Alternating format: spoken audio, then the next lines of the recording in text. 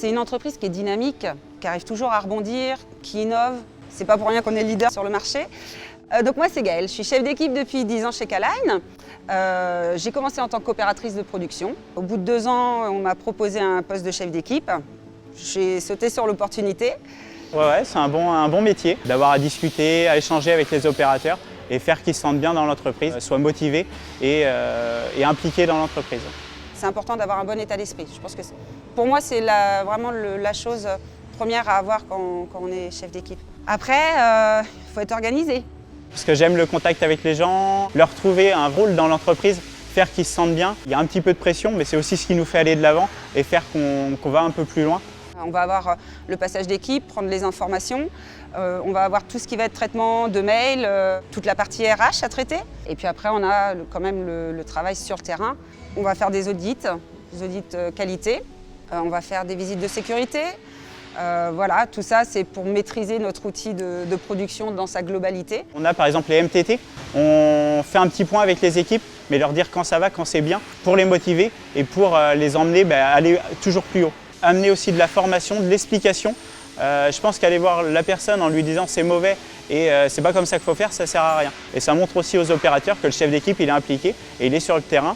Moi en général le CV je le regarde pas trop. Je préfère discuter justement avec la personne, échanger où il va se sentir le mieux et où on va tirer le meilleur de lui-même. Ça sert à rien de prendre 10 intérimaires pour à la fin en garder qu'un. Je préfère cibler une bonne personne et qui va vouloir rester chez nous pour longtemps. Moi j'ai la chance de faire l'équipe de week-end.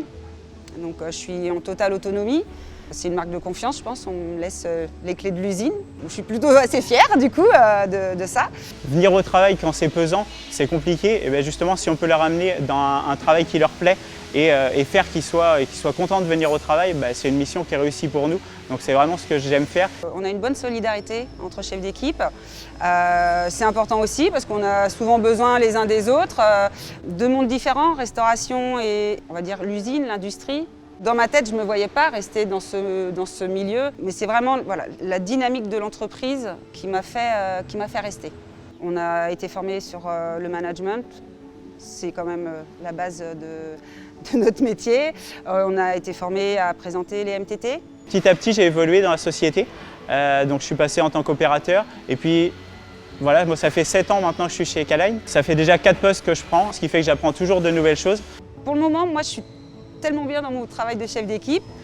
C'est pas sans difficulté, c'est pas facile tous les jours.